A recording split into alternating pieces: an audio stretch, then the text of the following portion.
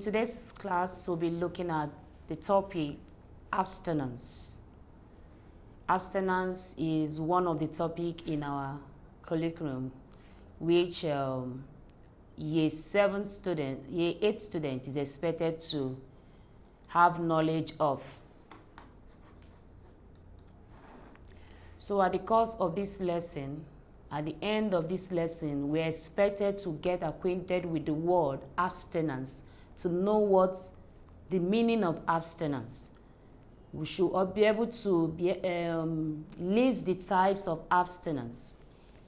Also explain the myth and fact about abstinence. State the reason young people must abstain from premarital sex.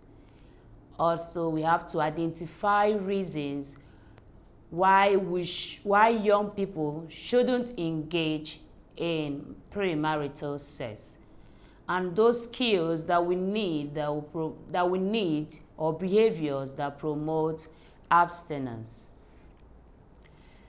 Adolescent, when we talk about abstinence on this aspect, we're talking about youth, adolescent, abstaining from premarital sex in order to avoid unwanted pregnancy. When somebody is addicted to alcohol, the person is liable to die young. So in order to have a better tomorrow, we need to abstain from premarital sex. Now, we want to get acquainted with the word, the meaning of abstinence. When we talk about abstinence, what comes into our mind? That word abstain, withdraw. There's some practice we like doing, want to engage ourselves in, but due to the dangers ahead, we abstain from it for a certain period so that we can achieve our goals in life. So abstinence is a practice of not enjoying what you like. You like to do this, but there are some constraints, you have to do what? Abstain from it so that you will not entangle yourself into it. Like we have alcohol, we know the dangers of alcohol. It can lead, too much of alcohol can lead, it has a lot of damage to the health, can even lead to untimely death. In case, maybe if you're intoxicated, it can just meet your untimely death on your way home. And also, abstaining from sex. You have to abstain from sex before marriage. Abstinence is a means of preventing pregnancy among adolescents. We all know adolescent stage is a stage full of emotions. Your emotions are playing a lot of games in your life. So your ability to abstain enables you to take hold of yourself. So abstinence is the means of preventing pregnancy among adolescents by encouraging them to abstain from sexual intercourse. There are some things that makes adolescents to go into engage themselves in premarital sex. And because they are myths, when we talk about myths are those things that are not true. Those things that people feel that they are truth, but they are not. That is what we call myth. So, number one myth we have about abstinence is that sex education does not address abstinence. No.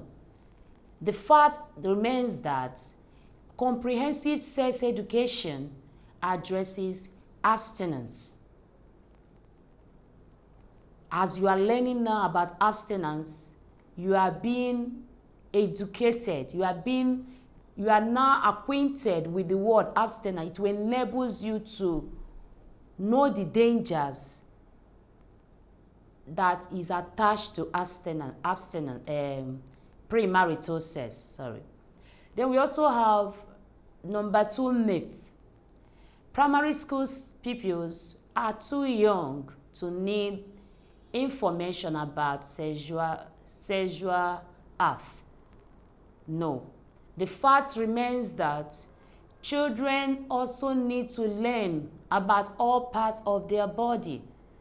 Even in schools, they teach them, they even use it to sing songs so that they can know those paths that you are not expected to touch as children, so that the adult will not molest them. So children also needs to know, have information about premarital sex, about sex. Another myth we have to know is that they said the fallacy behind abstinence. Abstinence for a long time can lead to sickness. That is myth. But the fact remains that if you do not abstain from sex, it leads to STI, that is sexually transmitted disease. Also, it can also lead to other forms of illness that you can contact as a result of sexual intercourse. We also have another myth.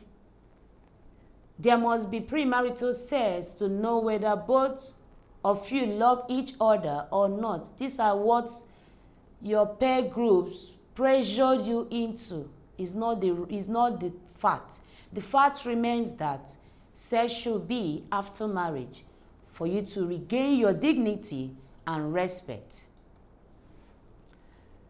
We've talked about the myth and the facts.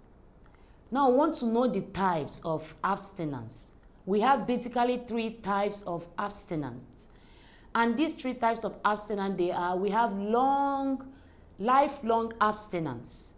We have delayed abstinence. We have also periodic abstinence. Lifelong abstinence, delayed abstinence, and periodic abstinence. When we talk about lifelong abstinence, this is a way of abstaining from a habit throughout one's life. You can see our reverend fathers, our priests in the Catholic Church. They decided that this is the path they want to follow. They don't want to engage in any form of sexual activities. This is the decision they have made for their entire life. That is lifelong abstinence. We also have another one called delayed abstinence. Delayed abstinence are in line with you saying, okay, I will not engage in sexual intercourse till a certain time in my life. Okay, until I get married, that is when I will involve myself in such acts. This is what we call delayed abstinence. Abstaining from any form of sexual intercourse until you are married. Then we also have the final one known as periodic abstinence. Like in a situation, you decide that this month I'm not going to, you're not going to eat some certain meal. Like some persons engage themselves in fasting. They abstain. They deprive themselves of certain delicacy just because there's a target. There's something they want to achieve. That is a periodic. Abstaining from an act for a while. That is what that periodic is. I recap. The lifelong abstinence, we have the delay abstinence, and the periodic abstinence. Now, I want to know the reasons the adolescents do not abstain from sex. The reasons they don't abstain from sex. One of these reasons is that some believe that everyone is doing it. Because everybody is doing it, they say, I want to join suit. That is one of the reasons that they don't abstain from sex. Another reason is that some believe that having sex will bring intimacy between them and their loved ones. That is a number 2, the point about the reason adolescents don't abstain from sex. Some adolescents use sex as a weapon to maintain their relationship. They believe that engaging in sex will make their relationship to last as long as they want, but that is not it. Another reason is that some desire to do something they don't know. Some people have been hearing about sex. What is this sex about? They are so curious. They want to know what it entails. They want to perform the art. So that is why you see them, out of curiosity, they just find themselves doing it instead of abstaining. Some do have sex in order to feel matured. They want to be like adult. They want to feel like adult. Maybe probably their peer group have told them that if you want to be like us, you want to be the big boys and big guys in the society, you have to engage in this act, which is not. Also, some persons believe having sex before marriage is the best way to make their partner happy. You know, people engage in different things based on the orientation and the reason they have. The final reason people do not abstain from sex, or adolescents don't abstain from sex, is some find it difficult to stop. You know, at the initial stage, if you are not guided, as you are being guided now at the course of this class, that is why you are being taught, for you to know what the dangers are ahead of it. So when you are acquainted, when you are knowledgeable enough about these things, you will not be addicted. Because when you are addicted to it, you find it difficult to do what? Stop. These are the reasons people do not abstain. Then want to know the reason why you must abstain from premarital sex. STI is on its rampage. Can contact sexually transmitted disease. We can contact gonorrhea, syphilis, and the rest of them. All these diseases are contacted via sex. Even the HIV, the one is the AIDS that is not curable, that you can manage for a while, you can contact it via STI, sexually transmitted disease, through sex. You can also involve yourself with, you can get unwanted pregnancy. It can lead to unwanted pregnancy. So if you don't want to be shamed by your friend, when you, at the course of your acts, you become pregnant, you know the consequences. You will not be free to associate with your peers because of the dangers ahead of it. We also have reasons why you must abstain: dignity and respect.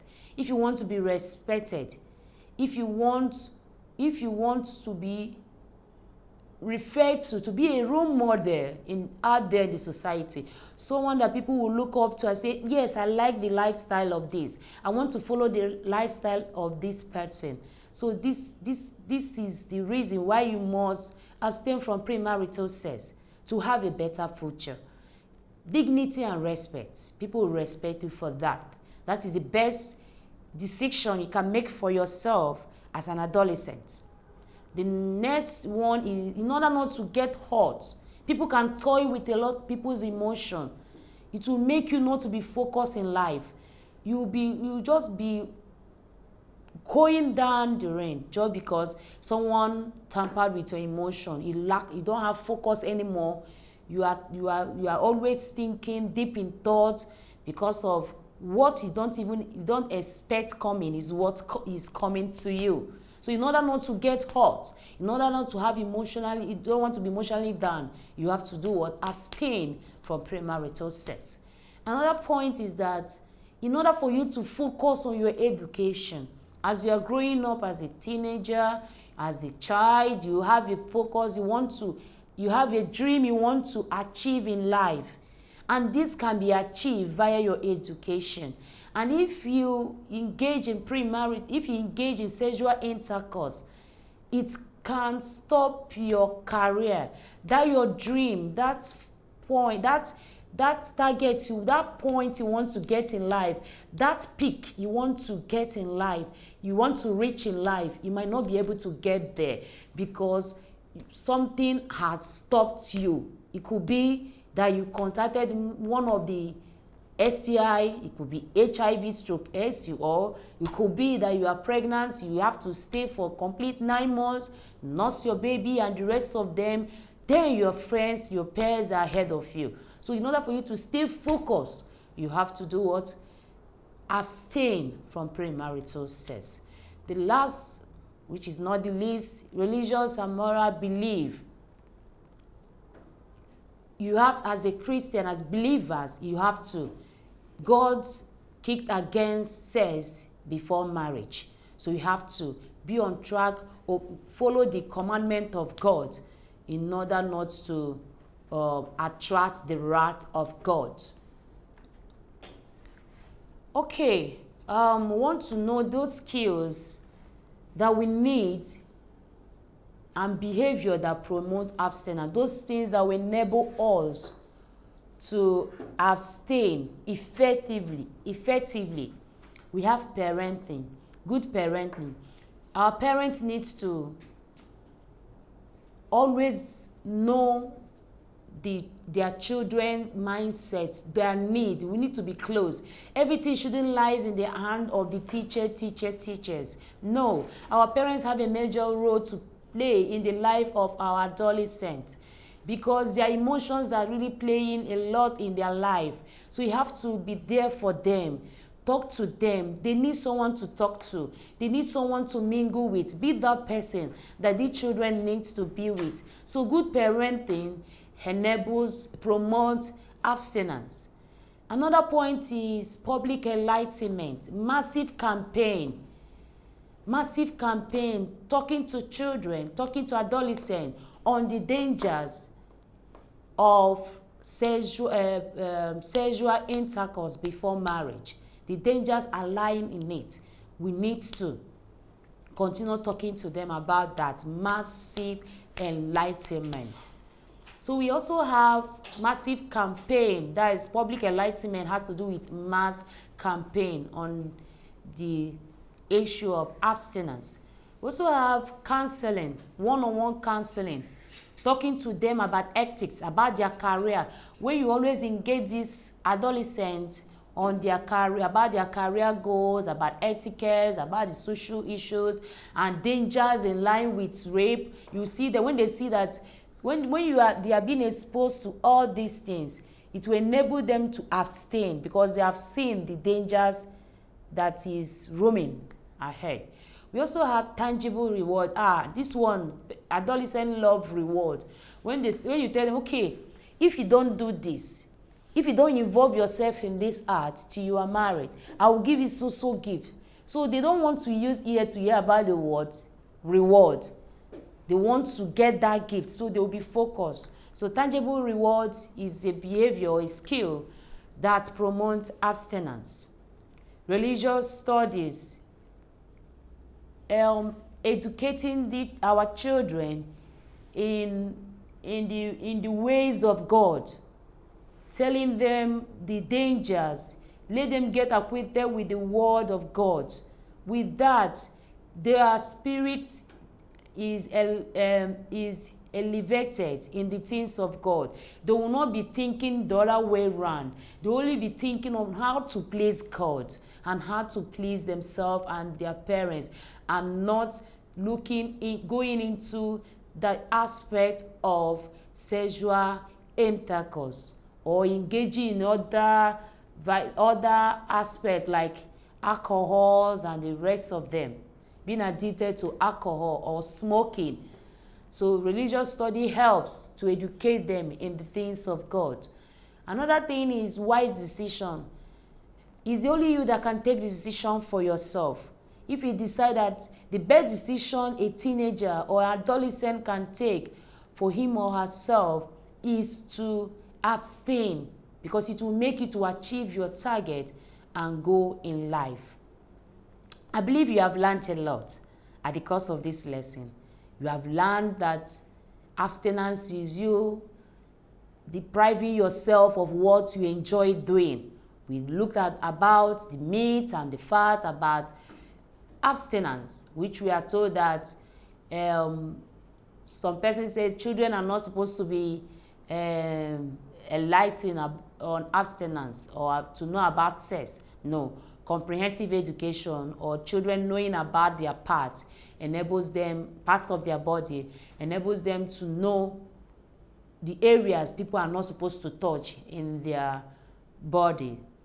We also talk about the 3 types. We talk about the periodic, we talk about the lifelong, we talk about the delayed abstinence. We also talk about those areas, those things that make children engage themselves in premarital sex. We talk about peer pressure and the rest of them. We also talk about those things why you must abstain in order for you to focus in your education, in order for you to achieve your dreams in life. And finally, we also talk about the skills and behavior. We said good parenting, religious study, tangible reward. And I believe if you do all those things, you conquer premarital sex. Finally, we have to evaluate, assess ourselves to know actually if we have benefited at the cost of this lesson. What is abstinence? Define abstinence. Abstinence is a practice of depriving yourself of what you enjoy doing. We also have number 2 question is state 2 myths and facts about abstinence. Number 1 myth is children is not supposed to be taught about sex. The fact remains that children ought to know about the parts of their body. Number 2 myth is abstaining leads to sickness. No, abstaining doesn't lead to sickness. The fact remains that if you don't abstain, you contact STI, sexually transmitted disease, or you get unwanted pregnancy. Number 3 question that is presented to us is state and explain the 3 types of abstinence you have learned.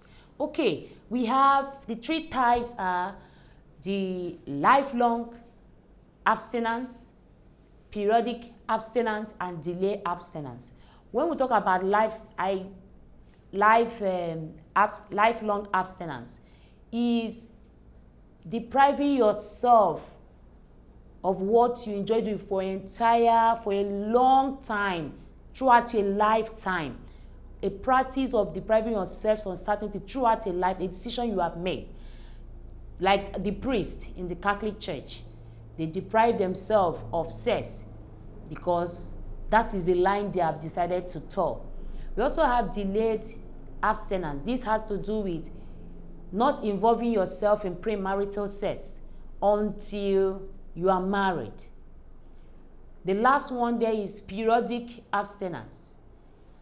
Taking a decision for a while, withdrawing from an act for a while, then you go back to it. Like you just decide, okay, I want to engage myself in fasting, or I want to engage myself in I don't want to smoke for this period of time this week. So that is the last one, which is periodic. 2 reasons adolescents don't abstain from sex. 1, out of curiosity, they have been hearing of it, they want to engage in it. Number 2 aspect is that they want to feel like an adult. Then the next question is mention 2 reasons young people must abstain from sex in order for them to focus in their education. Number 1 is in order for them to focus in their education. Number 2 is not for them not to contact STI, that is sexually transmitted disease, or to get unwanted pregnancy. Then we have the last question presented to us is mention 3 skills, behavior that promote abstinence: good parenting, public enlightenment, and finally, wise dissection.